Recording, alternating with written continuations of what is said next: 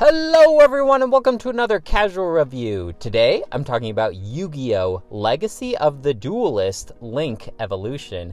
I don't have much experience with the Yu-Gi-Oh! Series. I believe I watched like the first batch of episodes when the show was brand new. And I actually do own a deck of Yu-Gi-Oh! Cards. It's probably like one of those pre-made decks that you can buy that has like a shiny holographic card on the front to entice you to buy it. It was probably like Yu-Gi-Oh!'s deck or what's his friend Joey's deck. All I know is Blue Eyes White Dragon was like the card to have at the time. That's basically my knowledge of it. Now, playing through this game, I did recognize some artwork and card design from my actual deck that I own and from the TV show, like Dark Magician is another big one that I recognize, and Exodia. So I have a little bit of knowledge here, but not a whole lot. And as far as I understand, this show has been going on ever since that first entry about, what is it, like 2 decades ago at this point? That's crazy, I'm old. Now, while I did own a deck of these Yu-Gi-Oh! Cards, I did not know how to play the game. Same with any other trading card game in existence. I mostly just bought these cards for the artwork itself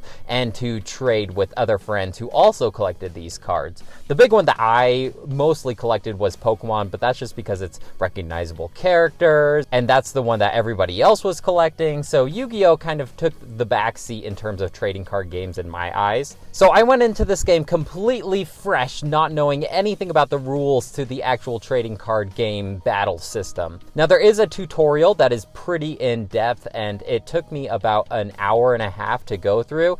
No voice acting or anything like that, just a lot of reading and playing through card scenarios. I feel like this game is generally meant for veterans of the series, and they kind of expect you to know how to play the game, but if you don't, there is a tutorial system. I just felt a little brain dead after I finally got through it all. The thing is, as this series has developed over time, more and more mechanics have been added to it. So as I was getting to the end of the tutorial and it's introducing all of these new mechanics on top of the base game, I just started getting a little bit frazzled. Luckily for a newbie such as myself, you are able to play through different Yu-Gi-Oh! Series, and the very first series only has the base mechanics of the base game. It doesn't have any of this introduction of all of these new mechanics, like the pendulum mechanic, I think it's called, or the fusion. I don't know what I'm talking about, and I'm really sounding old as I'm trying to explain what's going on. But there are different campaigns that you can play through, so I played through all of the very first campaign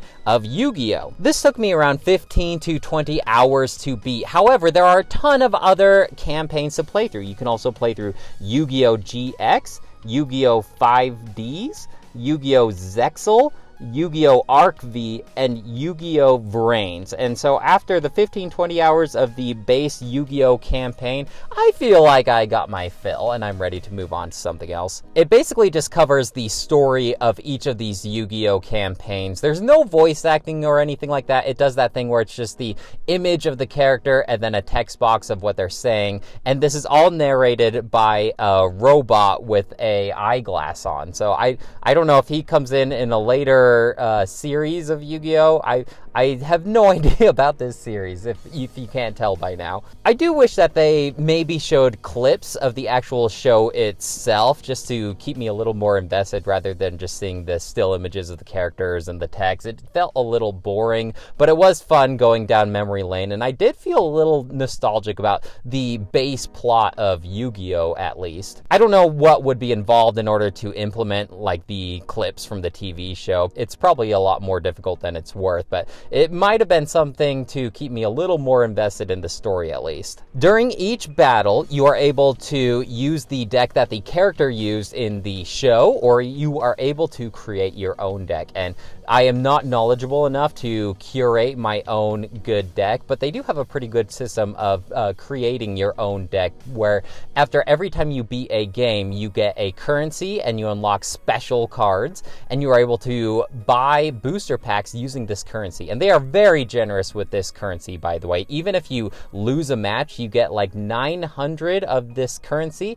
and only 200 currency will buy you a booster pack. So I did play around a little bit with getting the booster booster packs, but you have to open each booster pack individually. And like I said, you get a ton of currency, and I wish I could just mass open all of these booster packs all at once instead of just tapping A and just opening up all of these booster packs. At least it doesn't feel like a free-to-play game where they are very stingy with their currency and you have to spend like real money in order to get that currency faster to open up booster packs. Even with a loss, you could potentially get like 5 booster packs from that one loss. And if you do win, you get additional cards on top of that. So if you're a big Yu-Gi-Oh fan and you want to curate your own powerful deck, you are totally free to do so. I am just not that smart, so I just used whatever the curated deck was for me. Now, whenever you're playing against an enemy, their deck usually seems to be built around some kind of gimmick. So like one guy is all about using insect cards and has all these spells that really buff up insects. There's one that I got really stuck on and it took me at least maybe 2 or 3 hours to beat through,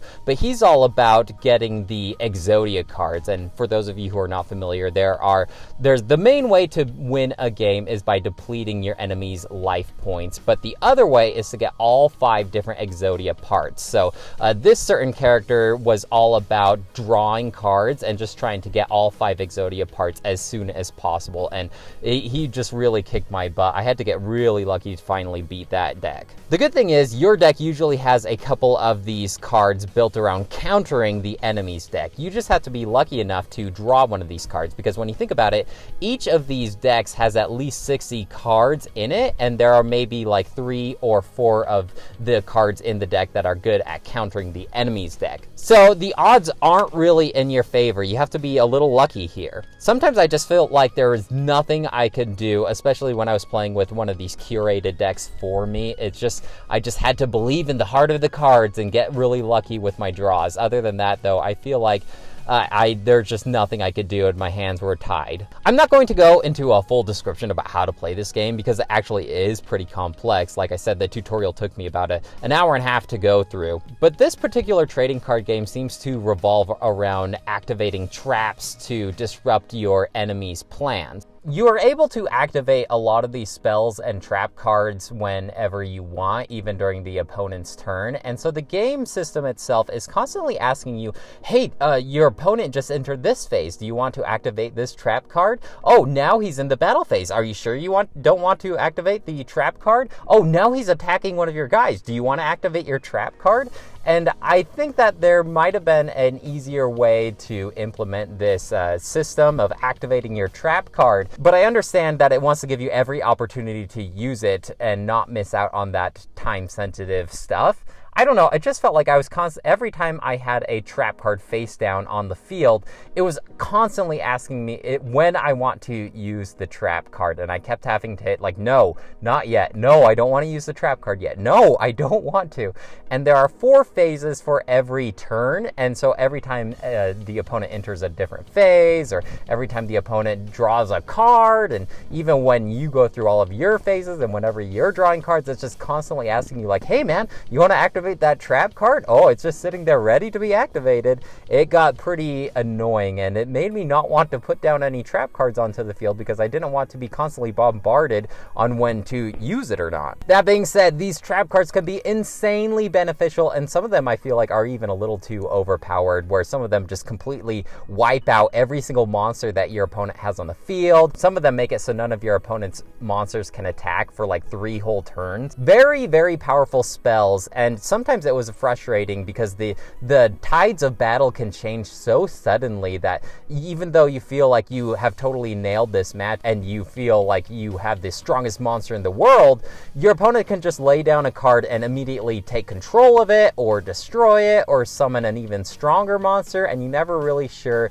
if you have the upper hand or not because it can just flip so suddenly. That being said, though, I got quite discouraged most of the time, and I would give up probably sooner than I should because the tides of battle can flip to my favor too, but whenever it just seems like the enemy is destroying me, I would just exit out and hop back in the match and just get a refresh and hope that I draw better cards or the opponent draws worse cards. I don't know, it just felt like sometimes the odds were stacked against my favor, and there are no different difficulty modes for entry-level players. I felt like this game is really made for veteran players because the computers don't hold any punches. Any possible opportunity they can can take to get the upper hand on you, they will totally take it. They are relentless. It's so difficult. Even like some of the entry-level matches that I played through were really tough and gave me a lot of trouble. Now, this may be because I'm a noob to the whole Yu-Gi-Oh game, or I was using the curated deck rather than making my own, or I don't know. It could be a lot of reasons. I just felt like this game was especially difficult, and I'm curious how veterans might feel playing this game. Some of the opponents make really complex turns, like they're playing all these different cards and discarding and tributing monsters and playing all these spells that do all these different things, and I really wish that it gave me I could go back and look step by step what exactly the computer did, because it doesn't give you any time to read the cards, what their effects are, or anything like that. It just plays those cards one after another, and before you know it, they have like 4 strong monsters on their field, and you're not even sure how they got to that point, because you are only able to normally summon 1 monster per turn. And so there are all these different effects, and all of the cards, or at least most of them, have at least a paragraph or 2 of description on the effects that they have on the game. And so I felt like most of this game I was spent reading each new card that I wasn't familiar with and what they do, because it is actually quite complex. Sometimes you have to just sit there and wait for the computer to process what exactly it wants to do, and it probably goes a lot faster than if you were to play this game against a real human, but still, the computer is constantly processing what the best possible result it can achieve and how to get it. You know, that being said, sometimes I felt like some of the matches were totally in my favor and I was just drawing all the right cards and the computer had stood no chance. So sometimes I would struggle against a computer opponent and I would give up maybe like 3 or 4 different times, and then that 5th time I just got all the luck in the world and they couldn't do anything about it. As far as the cards themselves, I do enjoy the artwork quite a lot, and it totally has like this card library that you can go through and look at all the card artwork if you want and all the different effects and really do your homework about each individual card. As far as the background for the stages, it leaves something to be desired. It's like this kind of cheap cartoony look. I get that the background isn't supposed to be the center of attention, it's the board itself, but I don't know, maybe just something a little nicer. Whenever you do summon a popular card like the aforementioned Blue Eyes White Dragon or the Dark Magician, it does this little CGI introduction of those cards as they like come out of the cards, because in the anime at least, whenever you'd play a card, it would like shoot out of the card and it was supposed to be like a real monster, and these monsters are really fighting themselves, and you don't really get to see that in this game. It's more focused about the card game itself rather than those effects, but you do get a cool little introduction. I don't know, the CG just seems a little dated in my opinion. All the CG characters look really shiny and maybe a little too simplistic. It's kind of funny though, because you'll get this huge introduction like, oh yeah, I got my Dark Magician out, look at him, he's ready to kick your butt, and then the computer just plays a card like, oh, this is mine now, and takes control of your monster, or hey, this is destroyed now. And so that can be quite deflating when you feel like you have this strong monster on your field and nope, you don't. The music is pretty generic and forgettable as well. Most of the time this game kind of acted as a podcast game for me, where I was just playing against a computer while I listened to something or watched a show on Netflix, especially because the story itself didn't have any voice acting and it was just still images. It's just something that I didn't need to give my whole attention, because this isn't like a time-sensitive game where it's waiting for my inputs. However, sometimes, like I said, the computer would make this huge move and I wasn't exactly paying attention, and then I get completely lost on how they got all the cards that they did. Overall, I kind of feel like you know if this game is for you or not. If you've tried playing trading card games before and they're not really your cup of tea, I'm not exactly sure if this game will change your mind about that. I know it didn't really change my mind. My favorite card game that I've ever played isn't even really technically like a trading card game, and that would be Slay the Spire. And the only thing in common that game has with this game is there's cards involved in the game, but it's completely different. Maybe if you like games like Magic the Gathering, or if you like playing the Pokemon trading card game, maybe you could get into this. For me personally though, I'm not going to go out and start playing these other Yu-Gi-Oh campaigns or go buy real Yu-Gi-Oh booster packs from Target. I have not converted to the Yu-Gi-Oh world like I was hoping this game would do. So for me personally, a non-trading card game fan, I would give this game a 2 out of 5, but I just want to say, like, take that review with a grain of salt, because if you do like trading card games, I think I could see people really getting into this game, especially if you like playing the Yu-Gi-Oh trading card game. You have at least 100 hours of content here, because if you think about it, the first campaign took me about 15 to 20 hours to play through, and there are like 5 or 6 different campaigns, so tons of content to play through. I'm not sure if there's multiplayer or not, but I would be surprised if there wasn't. Well guys, that's it for me. Let me know if you have any questions or comments about Yu-Gi-Oh! Legacy of the Duelist, Link Evolution, or the Yu-Gi-Oh! Series in general. What are some of your favorite memories about the series? Did you watch the first anime that I had watched? I always liked that Yu-Gi-Oh! Had like this really dark persona. He almost had like this split personality from his artifact that he had around his neck, and whenever it was like time to get serious, he'd get all cool, and like his jacket would come off a little bit, and he'd have this sleeveless shirt on, and he'd have the serious look on. That's when you know that Yu-Gi-Oh! Or at least his alternate personality meant business. I digress. I'll talk to you guys later. Bye!